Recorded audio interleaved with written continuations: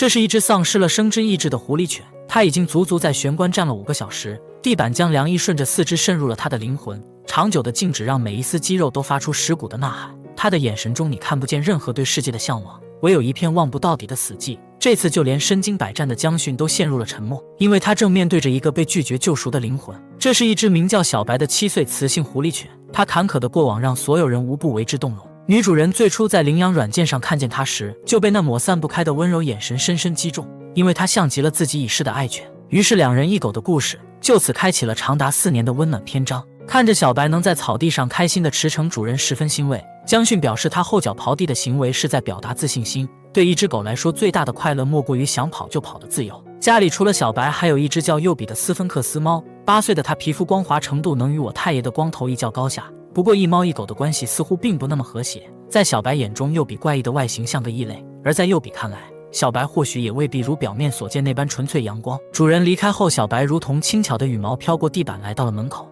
当门扉合拢的清响为他的世界按下静音键后，他便将自己凝固成了一座雕塑。30分钟，他的姿势未曾改变，唯有因紧绷而颤抖的四肢泄露着静止之下的力量，而地板上晕开的口水与泪滴是他唯一的见证。旁边的猫咪实在不明白这扇门到底有什么值得守望的。1个小时过去了，他依旧一步未曾离开，就连摄像头都因他长久的静止而陷入了休眠。他仿佛把皮毛和血肉同玄关注合在了一起。女主人觉得小白可能是惊恐发作了，不能自已。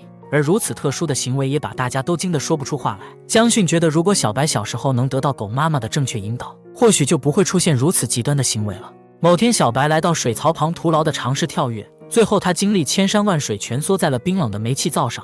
有时候厨房会在他的探索下面目全非。最令人揪心的一次是他的爪子被卡在了微波炉里，整个身体无助地悬空了惊心动魄的40分钟。一番拼死挣扎后，他永远地失去了那根指甲。那份绝望的痛楚我们无从体会。女主人至今都没有勇气看完那段监控视频。在玄关凝固了1小时后，小白步履蹒跚地晃进了书房。他在地毯上做了标记后，便开始反复摩擦。江训解释到，狗狗在极度不安时会把秽物涂在身上，或者通过破坏和狂奔来发泄情绪。他渴望抹去自己的存在，彻底从这令人窒息的压力中消失。这个发现让江训更想探寻他过去的创伤根源了。更令人诧异的是，他在来到门口舔舐门框后，又默默躲进了房间椅子的阴影里。这是典型的分离焦虑的表现。当世界无法承受时，他们就会躲进角落，试图把自己隐藏起来。小白在玄关处整整站了5个小时，强烈的不安如同毒蛇般缠绕的他喘不过气来。然而这一切的背后却有着令人心酸的原因。在韩国，攀升的宠物遗弃率制造着无数无声的悲剧，许多收容所非但不是避难所，反成了绝望的囚笼。逼仄的空间里，一双双空洞的眼睛如同被丢弃的布娃娃，生存于此，每一天都是与绝望的拉锯战。有时候悄然逝去，何尝又不是一种温柔的解脱呢？而小白便是这个没有硝烟的战场的幸存者。据报道，一名男人在垃圾场收养了上百只狗，却因资金短缺让善意沦为了地狱。饥饿迫使他们为了生存而互相吞吃排泄物，刺耳的恐吓声如鞭炮般不绝于耳。为了控制狗狗不断增多的数量，管理者甚至在狗粮中掺入农药，死去的生命被如婢女般随意丢弃。在这里活着本身竟是一种奢望。不幸的是，小白在2020年被安置在了这个收容所。在他被救出后，经历了3次辗转才被女主人收养。当地狱般的磨难成为过往，他终于见到了曙光。原来每一个恐惧的眼神背后，竟都承载着如此沉痛的故事。江训解释道，正是因为他曾经有过生活在垃圾堆的经历，所以他才会对高处有着莫名的安全感。而在监护人离开后，往昔的恐怖场景便会瞬间复现。即便已在温柔乡里生活数年，他心底的伤疤仍会隐隐作痛。与正常的狐狸犬相比，他仅3.8公斤的瘦小躯体记录着往日的饥饿。在收容所，他必须拼命争夺才能获得食物，甚至养成了将食物叼到安全角落再吃的习惯。这保命的习惯至今都没改变。草地上正玩耍的小白会因远处戴帽子的小哥突然狂吠，因为他的装扮像极了曾经的负责人，这导致他对老人以及稍大的声响充满了恐惧。即便轻微掌声也能让他如惊弓之鸟。风中铁网的簌簌声对他来说如雷贯耳，记忆中的恐惧与现实重叠，令他不寒而栗。若此刻把绳子松开，他肯定会瞬间逃窜，消失得无影无踪。那道烙在灵魂上的枷锁让小白成为了命运的囚徒，尽管近在咫尺，夫妻俩却无计可施。就连江训也首次感到职业生涯面临危机，他不知道该如何引领他走出这片阴霾。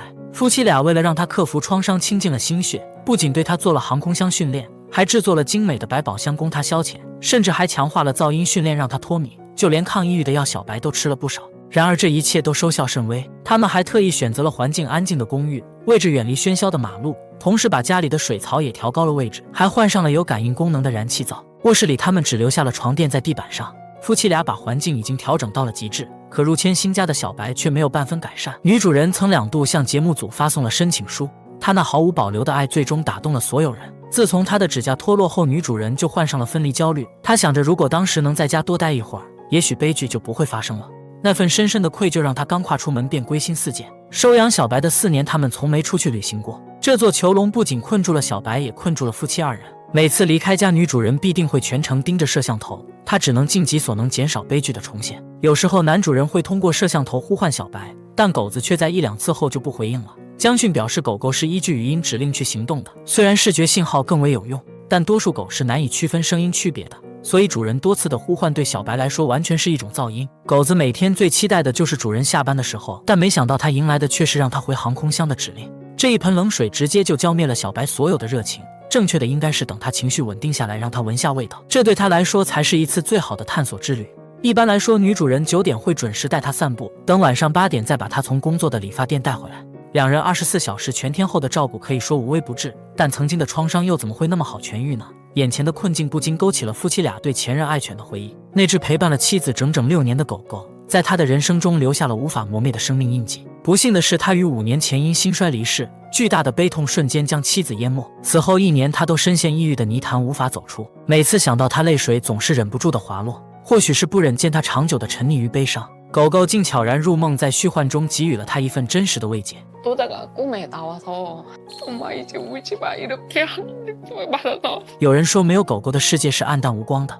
对铲屎官来说，他们就是毛茸茸的天使，他们用一生教会了我们什么叫无条件的爱。即便在另一个世界，他还在挂念着自己的主人。也许就是他把小白送到了夫妻俩的身边，帮他重生，就是在帮自己走出阴霾。人性的贪婪和善变让无辜的生命成为了受害者。在小白千沟万壑的心田里，却再也开不出名叫幸福的花。丈夫说，如果有一天他不再需要那么多的照顾，他最想和妻子来一场说走就走的旅行，而这却让江训瞬间有种大脑褶皱被抚平的感觉。他没想到自己的职业生涯这么快就迎来了最棘手的挑战。当夫妻俩回到现场时，小白秒变行走的飞机，不过眼尖的妻子却发现床单上出现了很多红斑。通过监控发现，他们离开后，小白又陷入了静止怪圈。接着他不仅咬断了电线，还疯狂舔舐自己的下面。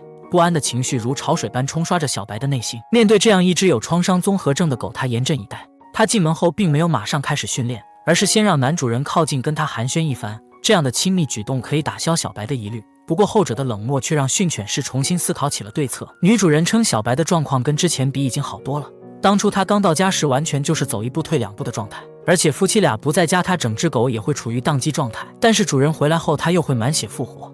江训认为最大的问题就是他们住在15楼，平时出门都需要上下楼，很多狗的领地意识是非常重的，他们会把自己家当作根据地，所以外出回家就成为了重点训练内容。江训建议他们把袜子绑在绳子一端，引导小白前进，这样熟悉的气味能让他找到自己的路。等他走到1楼时，男主人再马上表扬他。这样的训练每周可以进行2到3次，一个能让他身心安稳下来的家才是他需要的。虽然这样的训练成果很好，但需要的周期很长，这导致很多监护人没有耐心坚持下去。不过这却是小白现在最需要的训练，当他的身能安定下来，心才会跟着安定下来。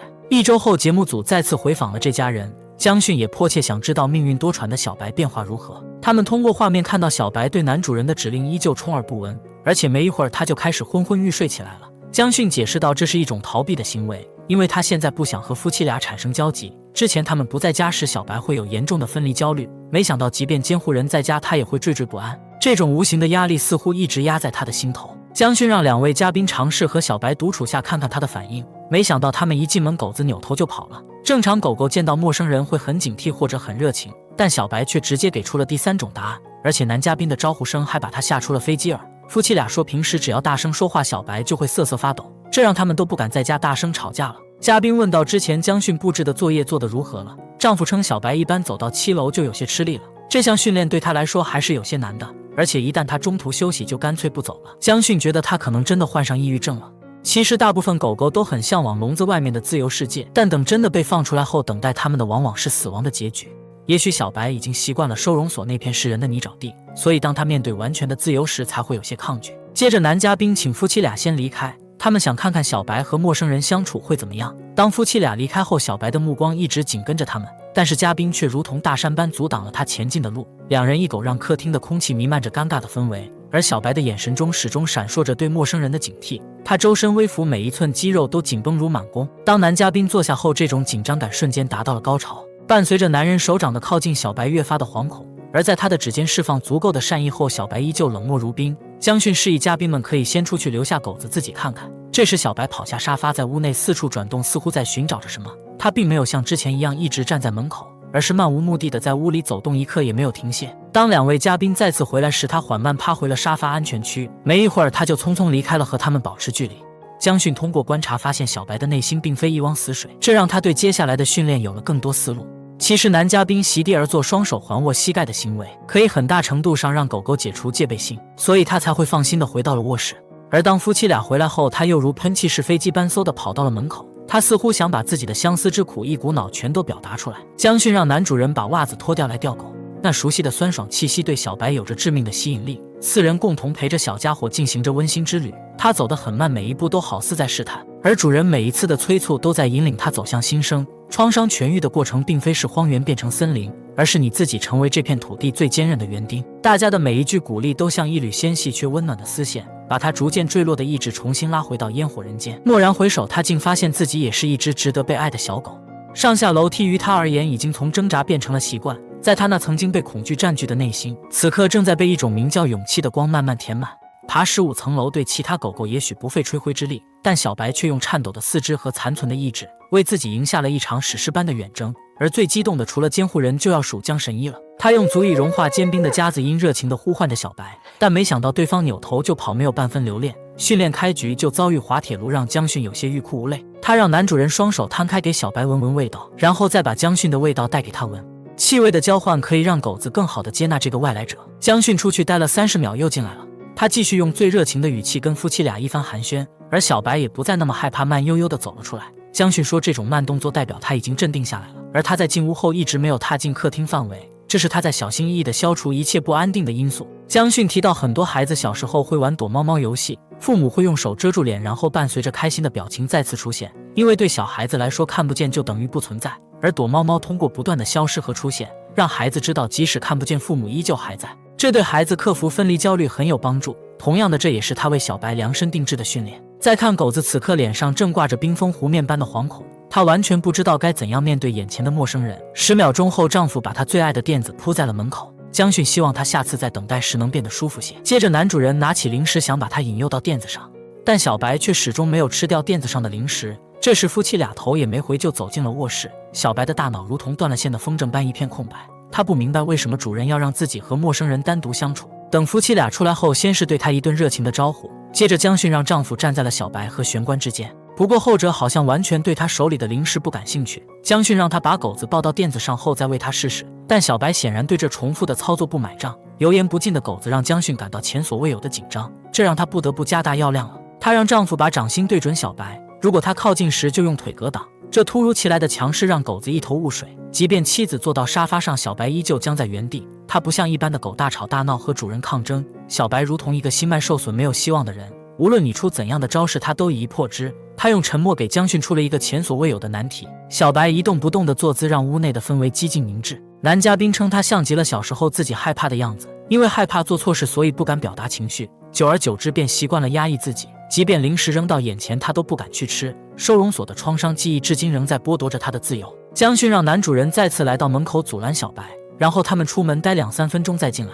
而这一次小白终于有了着急的情绪，他转身又在垫子上做起了埋东西的动作，这跟前几期的问题犬行为一样。主人说平时在家他也会有埋零食的行为，不过江迅表示并不是所有狗都会这么做，甚至有些狗根本就没有这样的概念，它们只知道在人类身边就有食物吃，但有的狗却天生难以适应在人类身边的生活，这并非是后天创伤导致的结果，而小白恰恰就是这种类型的狗。接着他再次让夫妻俩去到门外待一会儿，而自己则俯身捡起地上的垫子，然后又把惊慌失措的狗子赶到了沙发上面。这时候夫妻俩再坐到沙发上，让他重拾安全感。江迅想让他知道，坐到沙发上监护人就会回来，2米长的沙发足以成为他的避风港。当这次夫妻俩再回来时，小白终于吃起了零食。一次又一次的训练都是为了击碎他心中的堡垒。江迅想让他明白，即使看不见主人，爱也从未离开。安全感是人类和狗狗共同的心灵港湾。与生俱来的个性加上后天的创伤，并非一朝一夕能化解的。对小白来说，他的训练还有很长一段路要走。불쌍히 여기는 관점에서 용기를 주는 관점으로 바꿔서 정말 이렇게 해도 돼요. 괜찮아.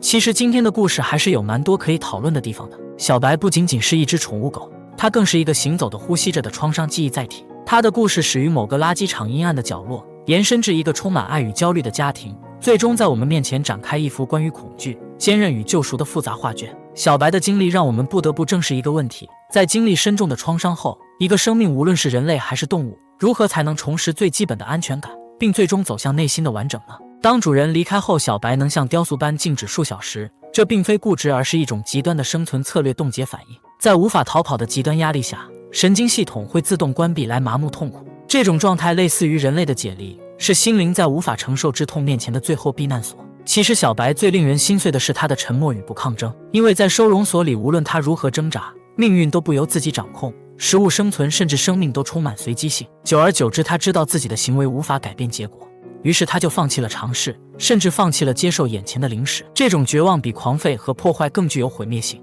女主人因为小白的指甲事件而患上了分离焦虑，出门便会归心似箭，夫妻俩也都有4年未曾旅行过了，家庭成为了囚禁三者的牢笼。他们体验着深刻的替代性创伤，通过爱与共情让伴侣犬的痛苦成为了他们的痛苦。他们把生活调整达到了极致，但这种过度补偿反而强化了家作为一个无菌隔离病房的属性，未能真正帮助小白建立内在的韧性。24小时的全天候照顾本是爱的极致表达，但这也在不经意间剥夺了小白学习独处的每一个机会。男主人让期待回家的小白先回航空箱，无异于一场情感上的冷水浇头。有时候最深情的守护，反而会成为康复最大的阻碍。